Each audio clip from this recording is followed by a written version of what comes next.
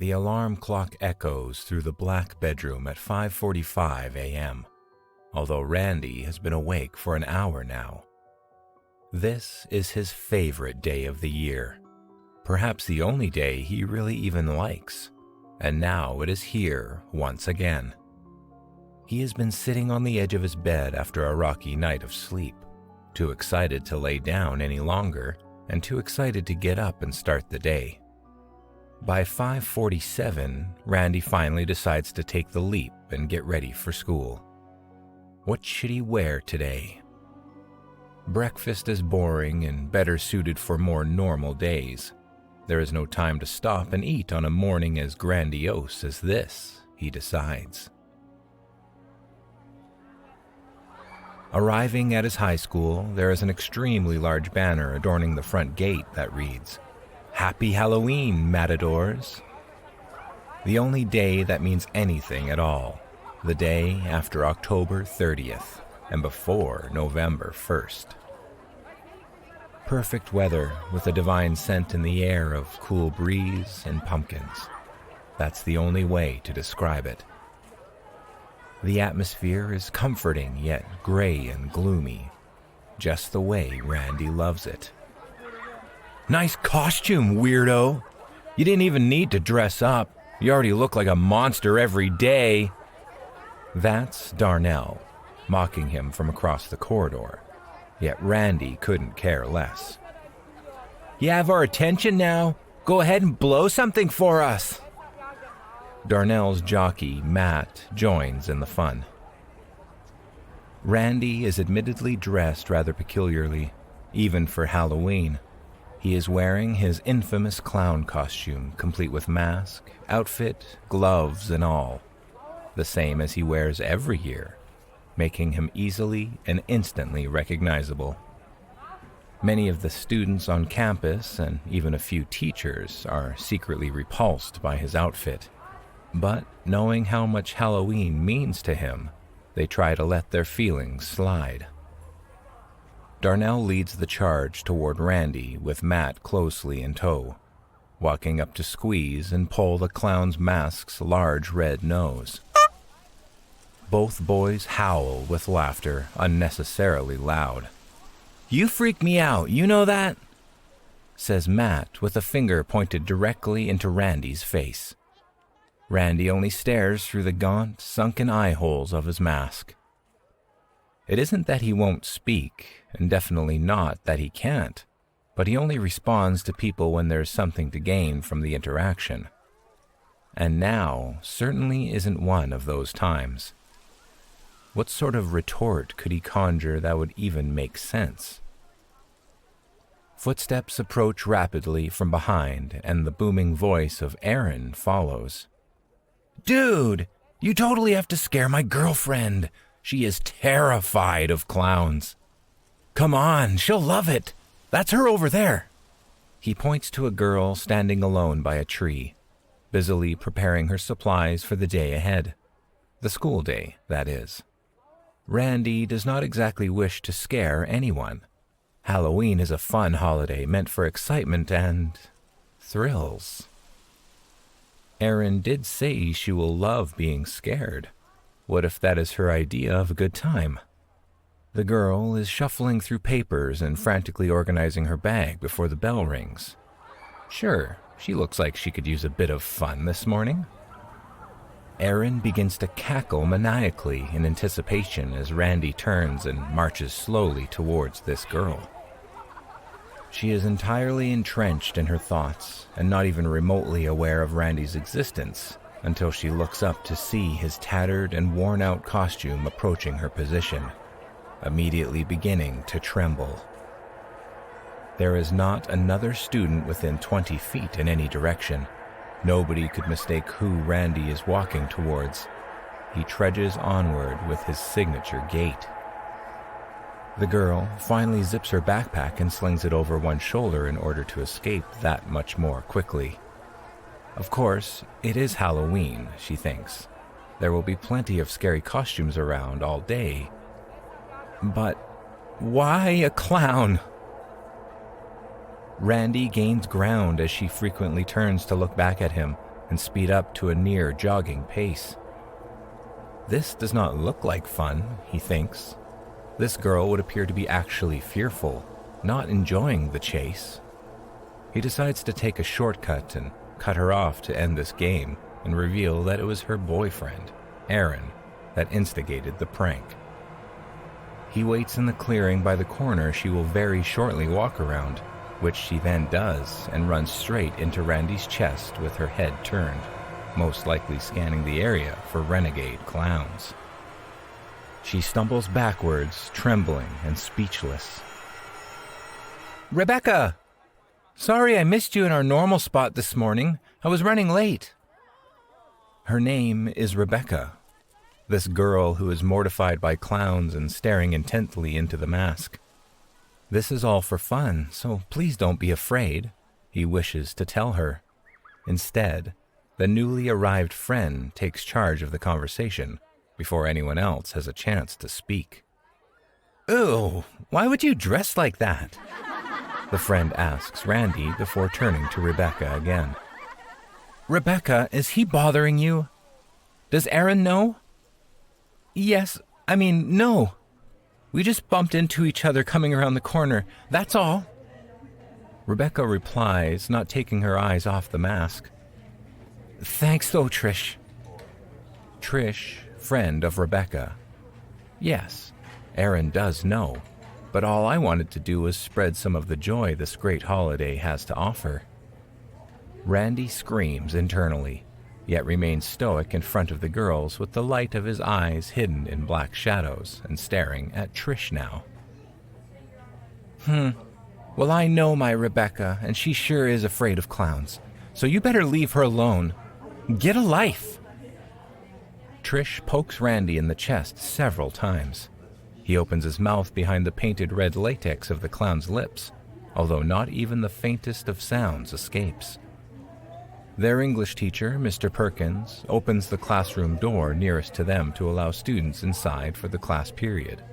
He immediately sees Rebecca and Trish and walks over. "Hello, girls. Having a bit of trouble this morning?" Mr. Perkins asks with an aggressive smirk. "Ah, this must be my favorite student, Randy. How fitting. You always were the class clown." Trish laughs, but Rebecca appears incredibly uncomfortable. A small group of students, socializing amongst themselves until class begins, have now fully shifted their attention upon Mr. Perkins and Randy, slowly creeping closer until a crowd forms. "Good morning, students. Move along, move along. There is nothing to see here besides Randy, dressing up as the entertainment for his own birthday party." Massive roaring laughter from all directions. Rebecca steps forward meekly. "Is today really your birthday?" she asks Randy, clearly pained by this public display of humiliation. Randy, now as red as the nose of his mask, turns his head to acknowledge Rebecca, yet only nods. Today, that most special of days, is not only the greatest holiday of all time, being Halloween, but also the celebration of Randy's birth. "Is that why you were following Rebecca? You were looking for a birthday present?" Trish jeers. The mob erupts in laughter once again. "Trish, stop!" Rebecca pleads. "What? I'm defending you. This mutant was stalking you when I showed up. You should be thanking me." In the distance, over Trish's shoulder, Randy can see Aaron and his friends approaching and laughing hard. Aaron's face begins to wilt as he draws closer to the crowd. Obviously, something went very wrong with his practical joke, and he is worried Rebecca will blame him for it. "Rebecca, is everything okay? What's the deal with all the people?" Aaron asks nervously, eyes darting back and forth for answers. "Randy is harassing your girlfriend, Aaron. You need to do something about it." Trish interrupts. "Are you serious, man? I told you back there that Rebecca is terrified of clowns, and you better stay away from her," shouts Aaron, the opportunist. Randy raises a hand in protest. "He didn't do anything, Aaron!" Rebecca pleads again, frustrated at being walked all over by the two people closest to her. "Sure he did. He's trying to scare you because I told him you were afraid of clowns. He takes this Halloween game too far every year, and it's about time he gets his ass kicked for it."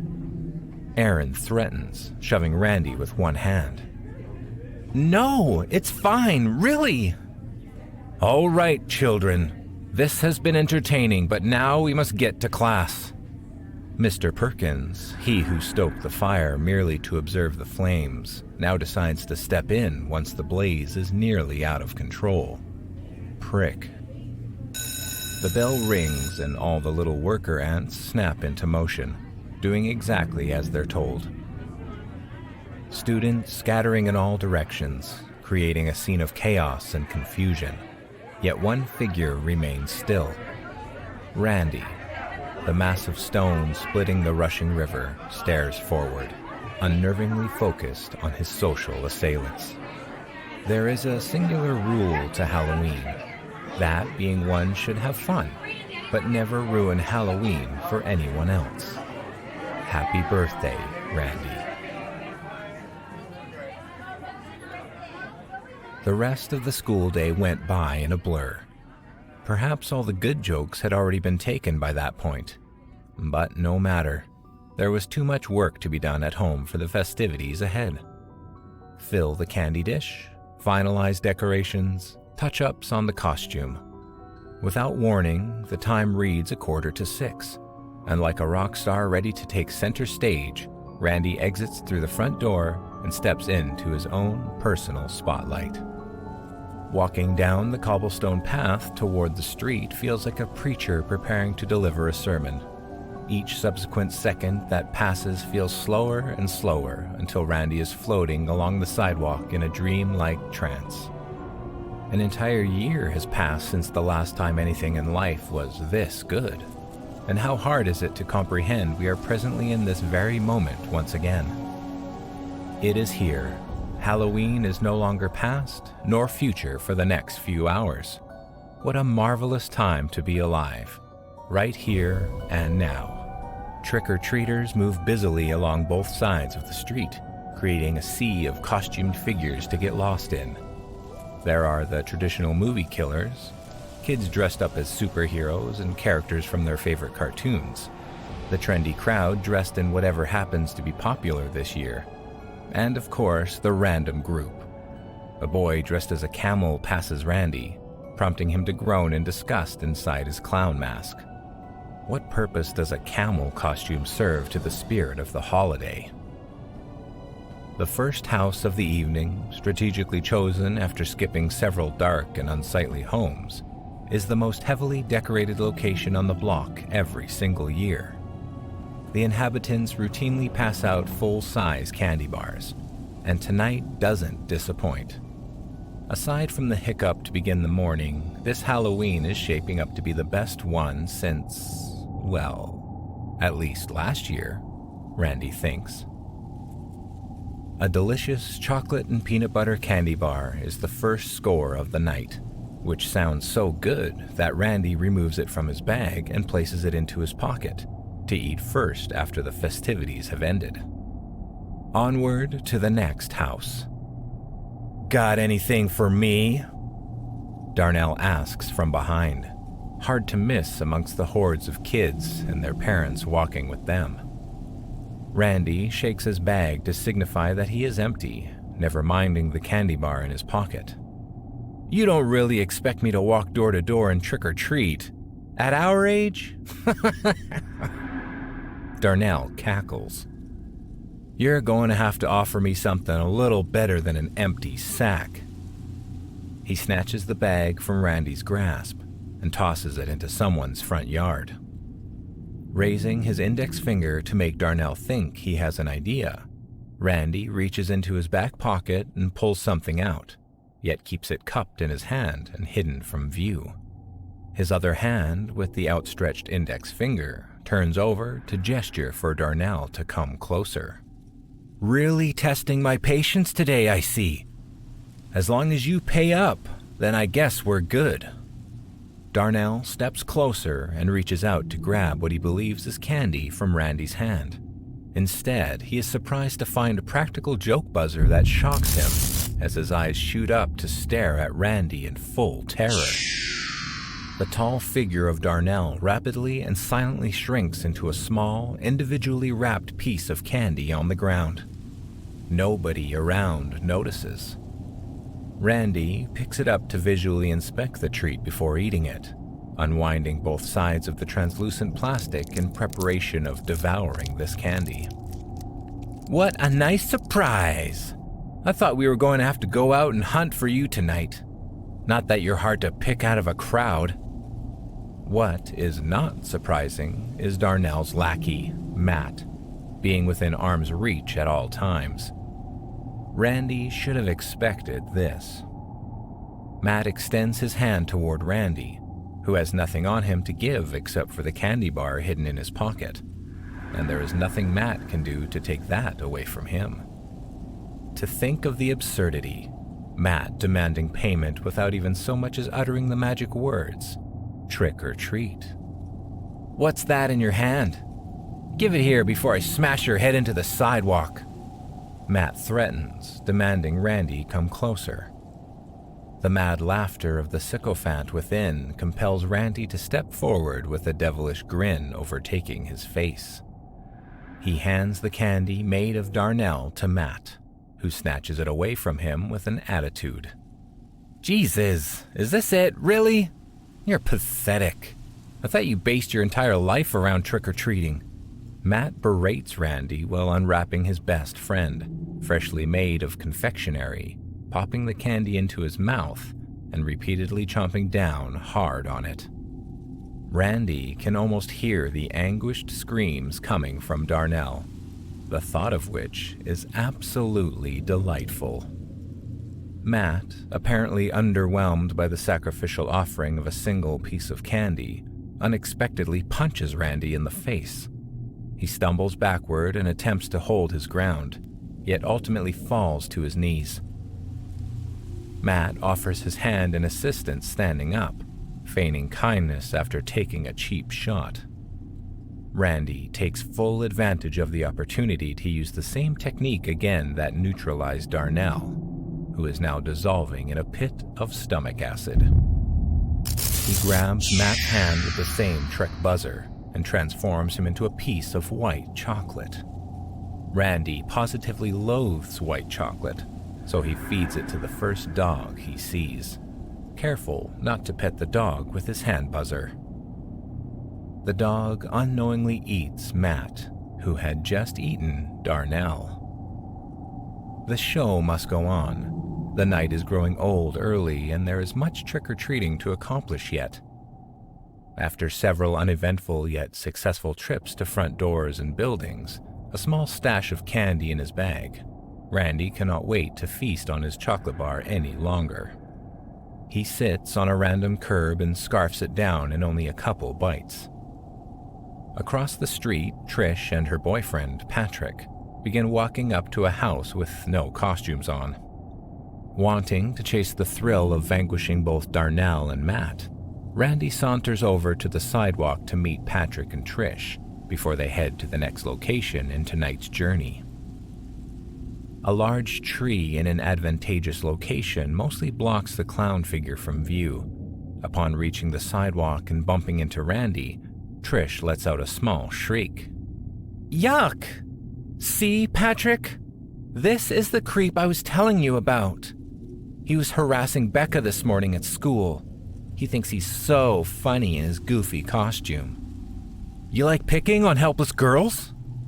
Patrick asks with his best attempt at masculine bravado. Randy beckons for Patrick to come closer. Patrick, wanting to impress Trish, but also terribly confused and perhaps a bit frightened, takes a step forward with extreme apprehension. The large clown figure leans in to tell him a secret, cupping his hand around his ear so Trish doesn't overhear. Patrick begins to shake slightly, then bursts into uncontrollable laughter. the type where one is afraid they might stop breathing entirely. Falling to the floor and clutching his ribs, he rolls back and forth, imprisoned in the throes of what sounds like a wheezy smoker's laugh. "What's so funny? Get up, you useless bastard!" Trish kicks Patrick hard, yet he only howls even louder. A sense of unease washes over her. "What is he doing? What did you say to him?" Randy smirks, but all Trish sees is the same old face she has seen since that morning at school. A dark, cold, painted rubber face. Trish screams for help, although with Patrick still crying, laughing on the ground between them, the passers-by believe this to be a Halloween prank that they want no part of. Randy reaches out to comfort Trish, patting her on the shoulder with his buzzer, as if to say, "There, there." Trish, too, transforms into a candy. This time, a crunchy wafer chocolate bar. Randy picks the Trish bar up and looks it over before deciding the candy is entirely unappetizing. Then drops it directly in front of Patrick's face, causing him to erupt into a laughter so deep, dangerously long pauses take place between his breathing. Randy stomps his boot on the chocolate and grinds it into the cement before walking away and leaving Patrick to laugh until he can laugh no longer. Where to now? Such a memorable night should not reasonably end with a string of domiciles ready to hand out free candy to disguised visitors. Trick-or-treating is amazing, and candy is fantastic, although it would seem on this particular night the bar has been raised a bit out of reach. He sits down to ponder this thought and stuff another piece of chocolate in his mouth through the bottom of his mask. Excitement, surprises, scares, what more could Halloween provide, let alone a good birthday? Perhaps it is time to finish the neighborhood trek and return home ahead while the getting is good, as opposed to bleeding the night dry for those out there who wish to truly enjoy the day. Fair enough, Randy thinks as he stands up and prepares to hit what would be his last house for the year. He walks up to the door and soaks in the moment for just a bit longer, now fully realizing another 12 months will have to pass before anything is this good again. "Randy?" a voice asks from the walkway behind him. "Rebecca." Randy turns around and nods, considering taking his mask off due to her phobia of clowns. Aaron walks around the corner, putting his phone back into his pocket. "No answer," he says to Rebecca, now looking up directly at Randy. "Bothering my girlfriend again? You really thought I wouldn't find out? Stop it, Aaron!" Rebecca screams. "He was just standing there." "I'm sure he was, standing here waiting for you to walk up."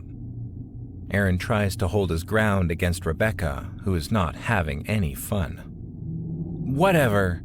I'm going to go try finding Trish." Rebecca turns and walks away, leaving Randy and Aaron alone on this stranger's porch. "Sorry about all that trouble, but we can't have Rebecca knowing I was the one trying to scare her, right? You understand." Randy nods slightly, then pulls out a pack of gum from his candy bag and extends it out to Aaron as a peace offering.